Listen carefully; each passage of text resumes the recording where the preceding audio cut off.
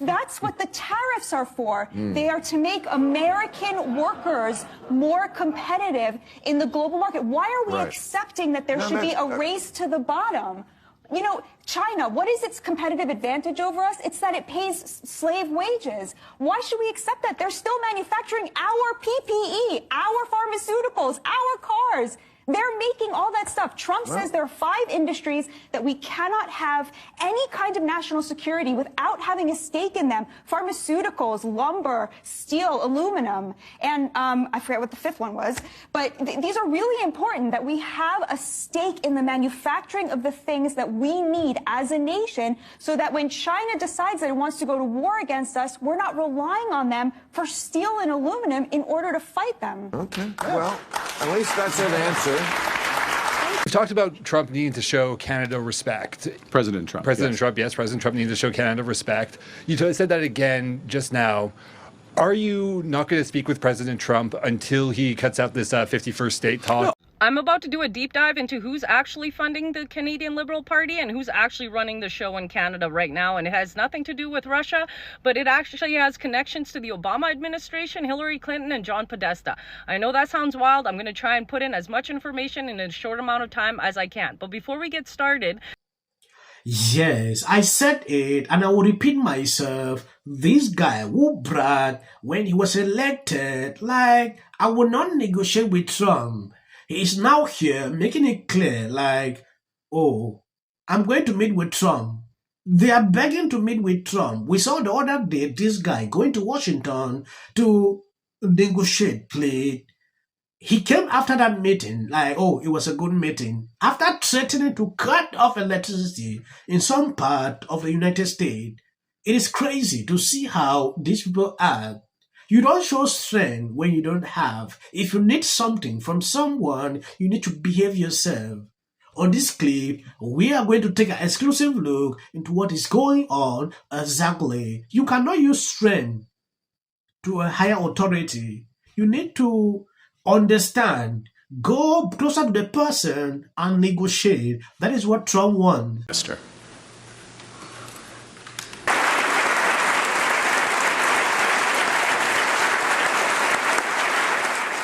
You've talked about Trump needing to show Canada respect. President Trump. President Trump, yes. President Trump needing to show Canada respect.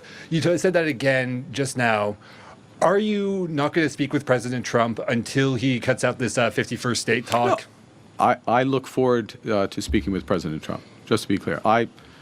We respect the United States. We respect President Trump. President Trump has put some very important issues at the top of his agenda. We understand his agenda. We understand the importance of addressing the scourge of fentanyl, which is a challenge here in Canada as well as the United States. And I would say that the measures that have been put in place in recent weeks in Canada and Mexico, also the United States, means that we are making tremendous progress. I'll speak specifically for Canada against fentanyl. We understand the importance President Trump places on American workers and American jobs. We want him and his administration to understand the importance we put on Canadian workers and Canadian jobs.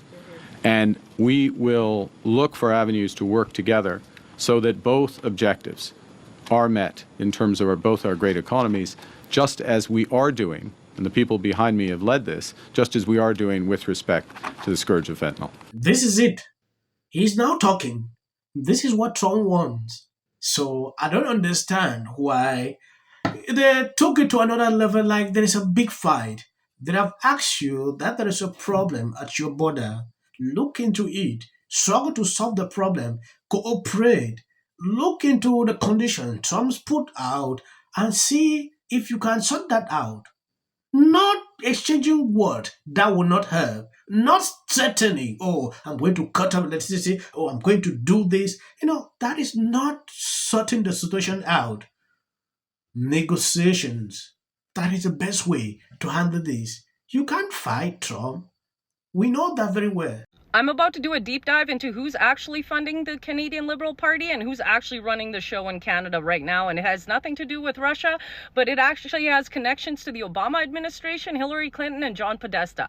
I know that sounds wild. I'm going to try and put in as much information in a short amount of time as I can. But before we get started, did you guys watch the Sean Ryan show where Lindy Lee went on the show, basically said that it was Obama running the last 4 years under the Bidens, and that Biden was just a puppet at the front show of things, that it was actually Jill and Hunter Biden running everything in the background while lying to the American people? Let me just show you. If you search this following thing on YouTube, you will actually see what I'm talking about, and it's going to make a lot more sense with what I'm about to say. So there's a group called CAP, or the Center for American Progress, that has been funded by people like George Soros and a bunch of other shady billionaires who wanted the liberal governments into power in both Canada and the United States. And they actually helped Obama stay in power by changing the public opinion view and also hiding a lot of the real information that was going on around. Now, let me just show you this group and who they're associated with. Time magazine describes the Center for American Progress as the most influential outside group in the Obama administration. Run by Clinton's former chief of staff and funded by shady billionaires, the growing influence of the shadowy organization on the Democratic Party has troubled even the mainstream media. And if we look at WikiLeaks here, it says the Center for American Progress is a George Soros-funded, liberal, supposedly progressive beltway think tank founded by ex-Bill Clinton's chief of staff, John Podesta. And I mean, look at their list of donors. You've got George Soros, you got the Open Society Foundation, which is also George Soros's. Then at the bottom, you've got Bill and Melinda Gates Foundation, and then the Tides Foundation, which has a lot of ties in with the Canadian politicians. So what does this group actually have to do anything with the Canadian Liberal Party? Well, we have our own CAP in Canada called the Canada 2020 group, and apparently they're a liberal think tank, but this liberal think tank takes in a lot of donations from pharmaceutical companies, pharmaceutical insurances, and a lot of other shady billionaires who are kind of tied to the liberal government of Canada. And Hillary Clinton actually made a speech at a Canada 2020 group, and also Chrystia Freeland is part of it. I know, Chrystia Freeland, we've got Mark Carney, you know, every circus needs its Carney, but it gets a little deeper than that, and let me just show you who's actually running Canada and the Liberal Party of Canada.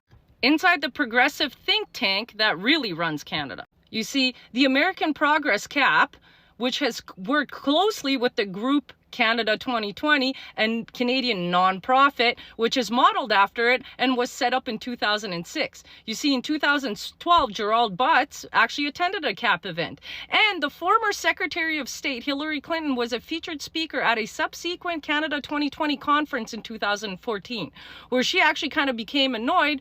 Her participation was linked to a de facto fundraiser for the Liberal Party of Canada. They even held CAP even held a bunch of events that Justin Trudeau attended and other guys from the Canada 2020 group. Now, if we go on to the Canada 2020's website, apparently they're just a think tank. An active member of the Global Progress Network, Canada 2020's goal is to build community of progressive ideas and people that will move and shape governments. You mean infiltrate governments and then, you know, use your dirty ideas to actually shape our futures? Yeah, probably. And so I went to see who the members are, and look at the president up here. And I'm like, why does Uncle Fester look so familiar? Oh yeah, because I had it in with him on X. And let me just show you his X page. Isn't it funny how a guy from the Canada 2020 group is associated directly with the Prime Minister or the new Prime Minister of Canada, which he isn't. He's in an interim position so that he can screw Canada over while Justin Trudeau is still kind of our Prime Minister on paper. And here are just some of the donors to the 2020 group. I mean, yeah. And the former president of Canada 2020, Tom Pitfield, was actually vacationing in 2016 with Justin Trudeau on an island owned by Aga Khan. You guys remember that scandal? Yes, I thank this lady for actually opening my eyes. There are a lot of things I realized on this video that I didn't know that was actually happening. They were interlinked. After watching the video, to a certain learn, how to praise her. I've struggled to look the handle of this lady so I can even shout out on most of my videos. I can see that to appreciate her. This is actually, I think, the second video. I'm reacting. I'm grateful. When I see people putting out content that is actually speaking the truth. I want you to know your thought. Would this guy be better Trudeau. Because a lot of people call him a web puppet. That is just what I've seen throughout on social media. He's part of the World Economic Forum. We all know that. But these people are just the same. Justin going, allowing this man to come in, I have not seen another change. I'm just waiting to observe, though CNN is appreciating his tone, like he's more calmer, they are now switching away from Justin Trudeau. This same CNN was appreciating this guy. We are going to make sure that all the proceeds from our tariffs go back to support workers in the affected industries. So in the steel industry, in the aluminum industry, and any other industry that the Americans may affect. In addition, we will double down on the partnerships that we have with the industry. As you know, a lot of the big investments here have been in partnership with the federal government, with the Ontario government, the so-called SIF fund as one example. We are proud of what you have accomplished. It's a remarkably competitive company. It's a world leader who's going to be here for another 30 years, another 30 years after that, another 30 years after that. And I know there's multi-generations of workers here, and your children and your children's children will have opportunities to work at Dofasco and ArcelorMittal. Let me just say one other point, or make a couple other points with respect to the United States and the relationship there.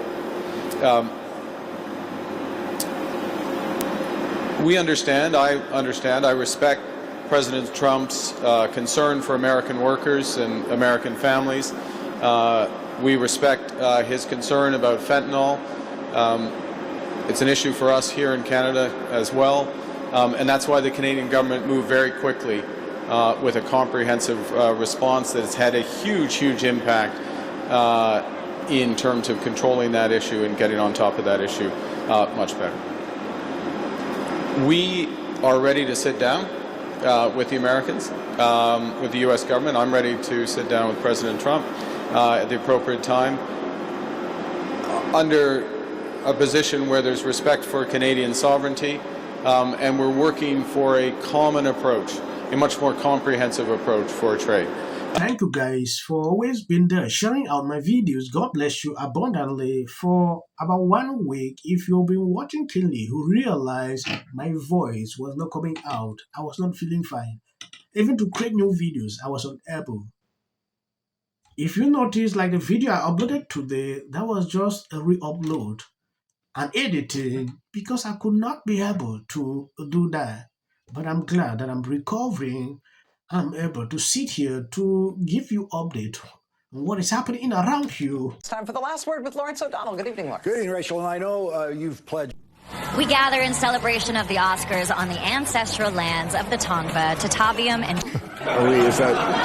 But if we are, that's this. Is like crypt keeper, kind of like... Well, that's genetics. Skeletor. Well, or how we treat ourselves. Absolutely. Whereas Trump, almost the same age, and I used to say it in my act, like it was like he puts on the wig and the face paint and he's like Kiss in 1976. It's to the Republicans. They don't know how to fight and be part of an opposition party. As we wrap before the new season of South. On social media for admitting that, but